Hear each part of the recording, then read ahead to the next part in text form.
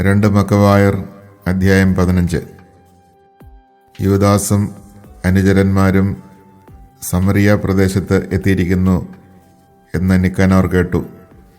ഏറ്റവും സുരക്ഷിതമായി വിശ്രമനാളിൽ അവരെ ആക്രമിക്കാൻ അവൻ പരിപാടി തയ്യാറാക്കി. അവനെ അനുഗമിക്കാൻ നിർബന്ധിതരായി തീർന്ന യഹൂദർ അവനോട് പറഞ്ഞു, ക്രൂരവും കിരാതവുമായ ഇത്തരം നശീകരണം തുടരരുത്.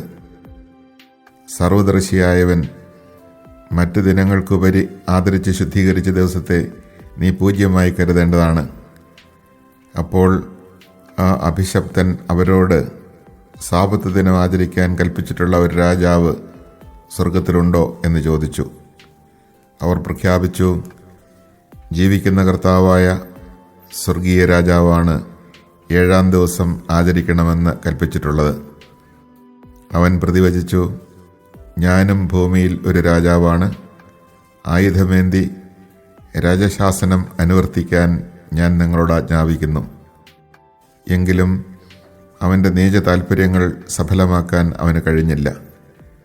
ഗർവിഷ്ഠനും ധിക്കാരിയുമായ നിക്കാനോർ യൂദാസിനെയും അനുചരന്മാരെയും കീഴടക്കി വിജയത്തിൻ്റെ പരസ്യസ്മാരകം സ്ഥാപിക്കാൻ നിശ്ചയിച്ചു. മക്കബേയൂസ് കർത്താവിൻ്റെ സഹായം ലഭിക്കുമെന്നുള്ള വിശ്വാസത്തിൽ ഉറച്ചു നിന്നു. വിജാതീയരുടെ ആക്രമണത്തെ പേടിക്കരുതെന്നും സ്വർഗസ്ഥനായ സർവശക്തനിൽ നിന്ന് മുൻപ് ലഭിച്ചിട്ടുള്ള സഹായം അനുസ്മരിച്ച് വിജയം പ്രതീക്ഷിക്കണമെന്നും തൻ്റെ അനുചരന്മാരെ അവൻ ഉദ്ബോധിപ്പിച്ചു. നിയമത്തിൽ നിന്നും പ്രവാചകന്മാരിൽ നിന്നും വാക്യങ്ങൾ ഉദ്ധരിച്ച് അവൻ അവർക്ക് ധൈര്യം പകർന്നു. തങ്ങൾ വിജയം വരിച്ച യുദ്ധങ്ങൾ ഓർമ്മിപ്പിച്ചുകൊണ്ട് അവരെ പൂർവാധികം ഉത്തേജിപ്പിച്ചു.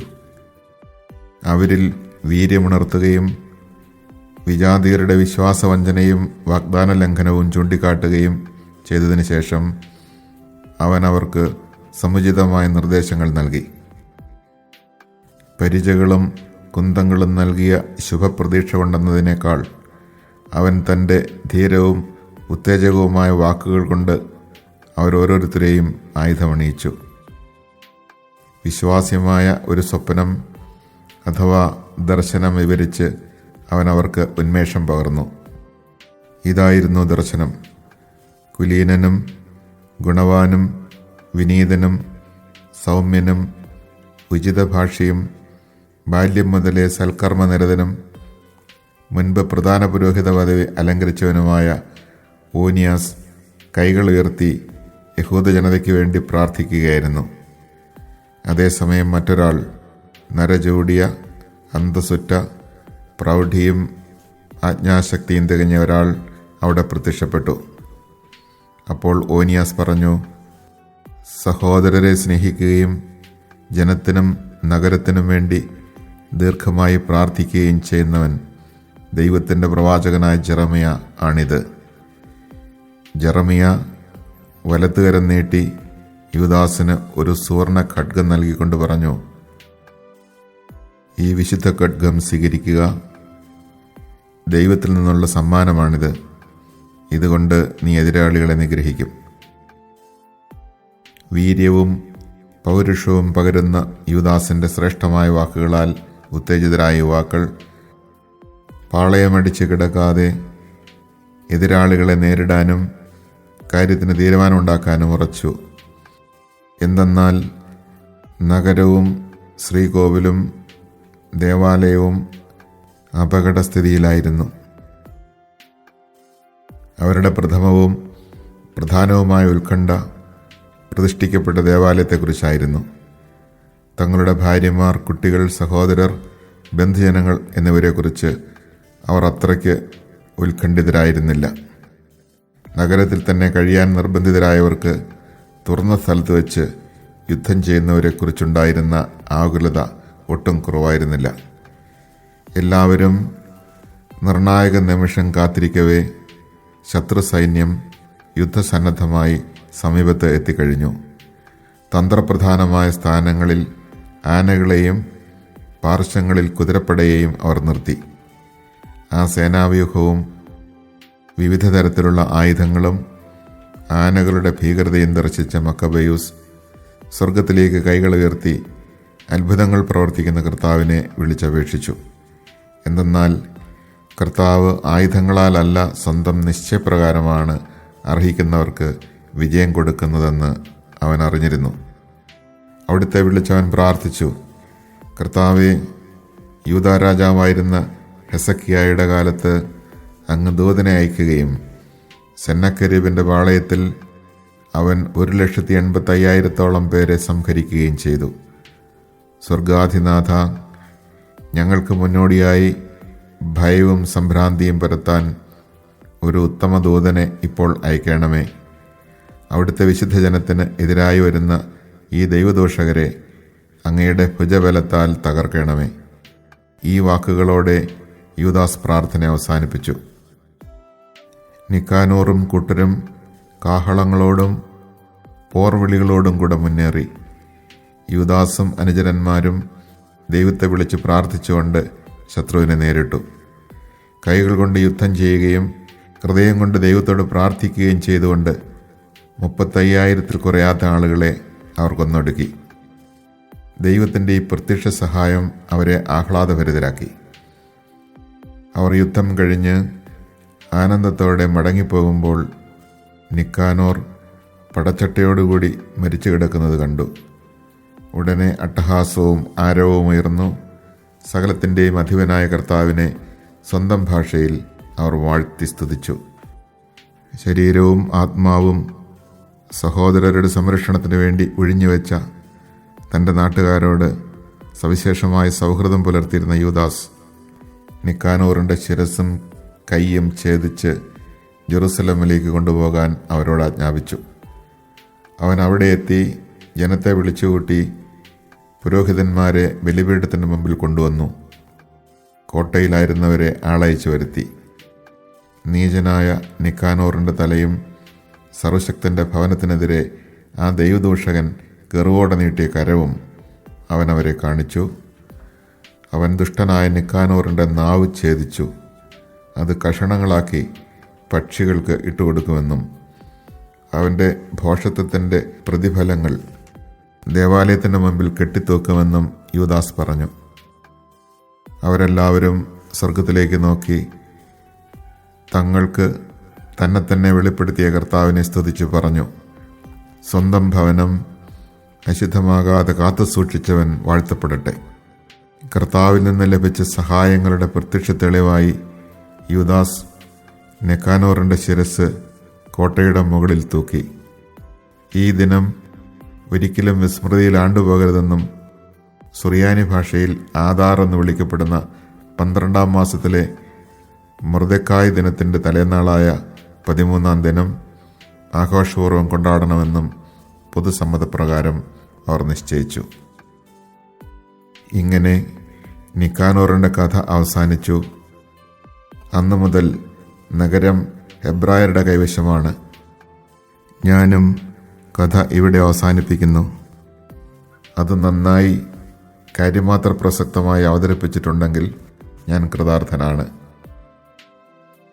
അവതരണം അവിദഗ്ധമോ ഇടത്തരമോ ആയിപ്പോയെങ്കിൽ ഇത്രയേ എനിക്ക് പരമാവധി ചെയ്യാൻ കഴിഞ്ഞുള്ളൂ. വെള്ളം ചേർക്കാത്ത വീഞ്ഞോ വെള്ളം മാത്രമോ കുടിക്കുക ഉപദ്രവകരമാണ്. വെള്ളം ചേർക്കാത്ത വീഞ്ഞോ വെള്ളം മാത്രമോ കുടിക്കുക ഉപദ്രവകരമാണ്. വെള്ളം ചേർത്ത വീഞ്ഞ് മധുരവും സ്വാദേറിയതുമാണ്, ആനന്ദദായകമാണ്. അതുപോലെയാണ് കഥാകഥന രീതി വായനക്കാരനെ ആഹ്ലാദിപ്പിക്കുന്നതും. ഞാൻ ഉപസംഹരിക്കുന്നു.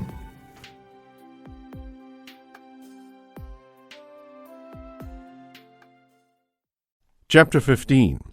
When Nicanor learned that Judas and his companions were in the territory of Samaria, he decided to attack them in all safety on the day of rest.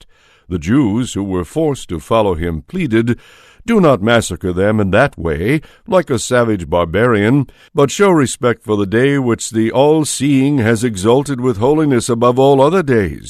At this the thrice sinful wretch asked if there was a ruler in heaven who prescribed the keeping of the Sabbath day.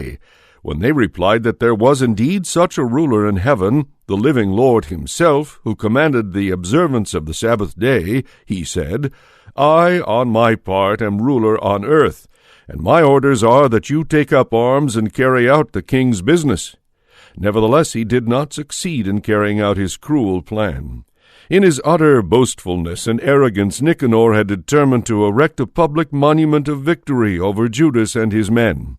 But Maccabeus remained confident, fully convinced that he would receive help from the Lord. He urged his men not to fear the enemy, but mindful of the help they had received from heaven in the past, to expect that now, too, victory would be given them by the Almighty. By encouraging them with words from the law and the prophets, and by reminding them of the battles they had already won, he filled them with fresh enthusiasm. Having stirred up their courage, he gave his orders and pointed out at the same time the perfidy of the Gentiles and their violation of oaths.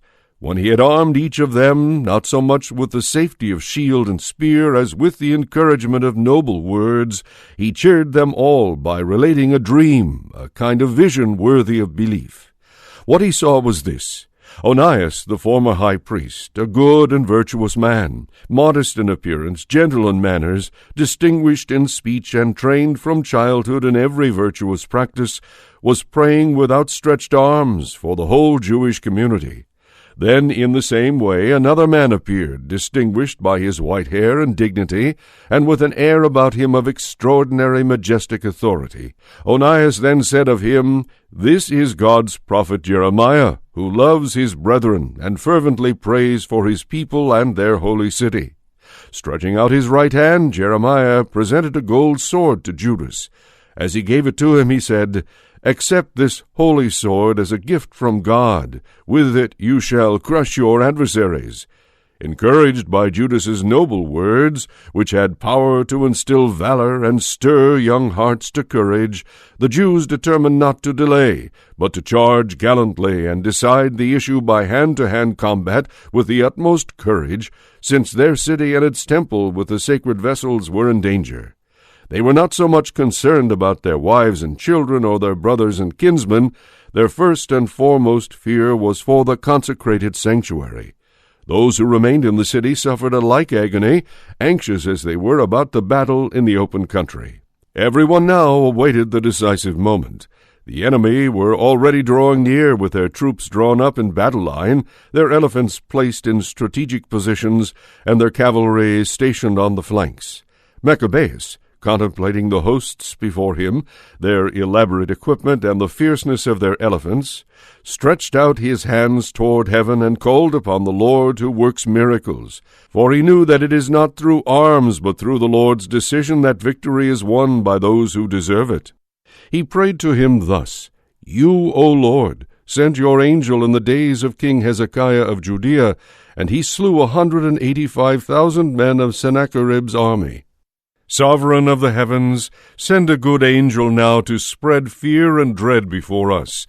By the might of your arm may those be struck down who have blasphemously come against your holy people. With this he ended his prayer.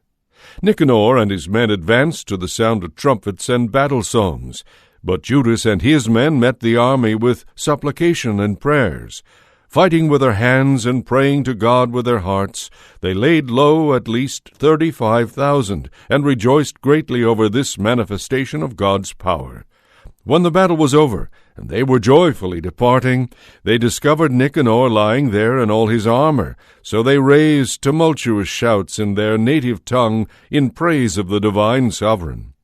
Then Judas, who was ever in body and soul the chief defender of his fellow citizens, and had maintained from youth his affection for his countrymen, ordered Nicanor's head and whole right arm to be cut off and taken to Jerusalem. When he arrived there, he assembled his countrymen, stationed the priests before the altar, and sent for those in the citadel.